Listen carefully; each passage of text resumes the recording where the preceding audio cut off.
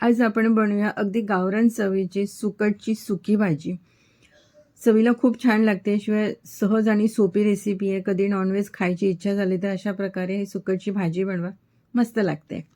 तर त्याकरता मी घेतलं इथे सुकट. एक 3 ते 4 लोकांकरता भाजी होईल एवढे मी सुकट घेतलेले आहेत. निवडून घेतले. त्याचे वरचे जे मुंडके असतात ते काढून घ्यायचे आपण आणि शेपटीचा जो भाग असतो तो सुद्धा काढून घ्यायचा. तर इथे मी हे सगळे स्वच्छ करून घेतलेले आहेत. तुम्ही बघू शकता. आणि नंतर आपण यात घालायचं पाणी.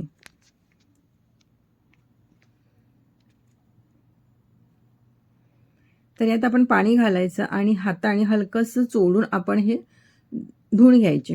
कारण यावर काही माती असेल, धूळ असेल ती निघून जाईल. तर हलक्या हाताने याला चोळून आपण हे धुवून घेऊया. आणि आता हे याचं पाणी फेकून फेकून द्यायचं आपण आणि अशाच प्रकारे 2-3दा आपण हे सुकट मस्त असे स्वच्छ धुवून घ्यायचे. कारण हे सुकवलेले असतात, ते कुठे सुकवतात काय आपल्याला माहिती नसतं. तर इथे मी 3-4दा मस्त स्वच्छ धुवून घेतलेले आहेत आणि तुम्ही बघू शकता अगदी व्यवस्थित अशी क्लीन झालेले आहेत ते. आणि आता आपण यात घालायचं पाणी आणि 10 मिनिटे आपण याला असंच ठेवूया. म्हणजे हलकेसे नरम होतील आणि भाजीसुद्धा हे लवकर शिजतील. भाजी व्हायला वेळ लागणार नाही.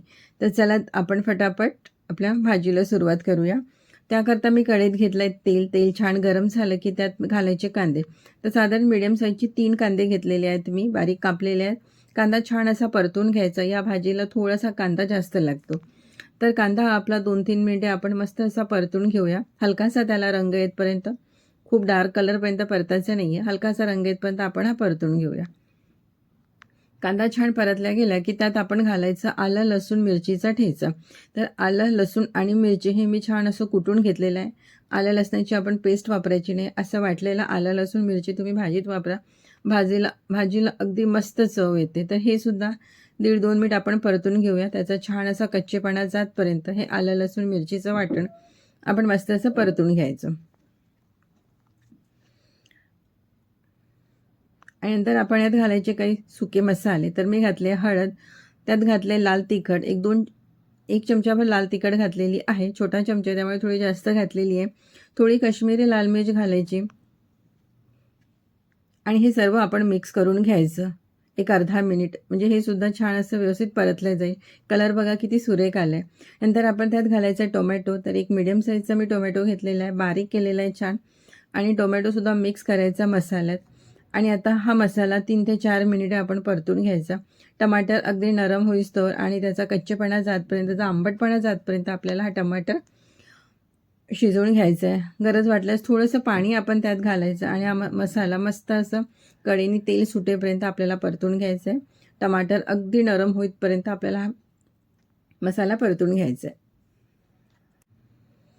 तर 3 ते 4 मिनिट मी हा मसाला मस्त असा परतून घेतलेला आहे आणि तुम्ही बघू शकता मसाला इथे आपला अगदी परफेक्ट झालेला आहे. मस्त रंग आला आहे. तेलसुद्धा छान असं सुटलेलं आहे. नंतर मी त्यात घातला 1 चमचा मटण मसाला आणि त्यात थोडीशी कोथिंबीर घालायची, मिक्स करायचं आणि परत हे अर्धा मिनिट आपण परतून घ्यायचं. मटण मसाला नको असेल तर तुम्ही कांदा लसूण मसाला वापरू शकता. तोही नसेल तर मग अर्धा चमचा गरम मसाला वापरला तरीही चालेल. तर हे 1 मिनिट मी परतून घेतलेलं आहे आणि इथे मसाला आपला पूर्ण तयार झालेला आहे. आणि आता आपण यात घालायची, आपण जे सुकट आपण स्वच्छ धुवून ठेवली ती सुकट आपण यात घालायची. तर हाताने वरचेवर ही सुकट आपण उचलून घेऊया. म्हणजे काही माती असेल, काही असेल, जे राहिली असेल शिल्लक, आपण धुवून तर घेतलंच आहे, पण जे काय असेल ते खाली तळाला जमा होईल. वरचेवर सुकट उचलायची आणि आपण आता हे भाजीत घालायचं. आणि तुम्ही बघू शकता सुकट अगदी व्यवस्थित नीट आणि क्लीन असं छान मस्त असं धुवून घेतलेलं आहे. सर्व सुकट आपण आता भाजीत घालायचं आणि हे मिक्स करायचं. मसाल्यामध्ये मिक्स करून घ्यायचं. आणि नंतर आपण त्यात घालायचं मीठ. तर मीठ तुम्ही तुमच्या गरजेनुसार, चवीनुसार घाला. मीठ घालायचं आणि हे परत एकदा मिक्स करायचं आणि ही सर्व भाजी 2 मिनिटे मसाल्यातच छान अशी शिजवून घ्यायची. पाणी घालायचं नाही लगेच. पाणी घालायची घाई करायची नाही. 1-2 मिनिटे आपण हे असंच परतून घ्यायचं, म्हणजे शिजवून घ्यायचं. आणि 2 मिनिटानंतर आपण यात घालायचं पाणी. पाणी घालून मिक्स करून घ्यायचं.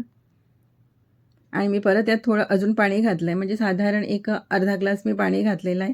कारण सुकट शिजायला सुद्धा थोडं पाणी लागतं. जरी आपण भिजवलेले असले तरी त्याला शिजायला थोडं पाणी लागतं.